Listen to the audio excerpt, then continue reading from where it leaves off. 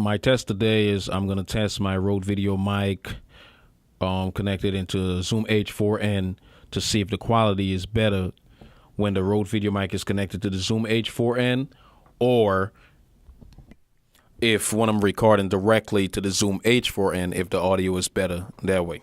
Hi there, this is Fella Fells with Fella Fells Films, and I'm recording from a Rode VideoMic connected into a Zoom H4N directly into my T2i, which is running Magic Lantern. Hi there, I'm Fella Fells with Fella Fells Films, and I'm recording from a Zoom H4N into my T2i. This could be wired mics.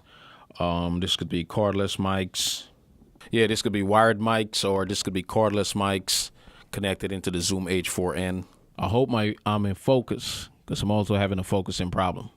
I hope I'm in focus, because I'm also having a focusing problem. Look, baby, I'm the Fella Fells, and I'm just trying to get to know you. So maybe if you're free later on, baby, you can come over.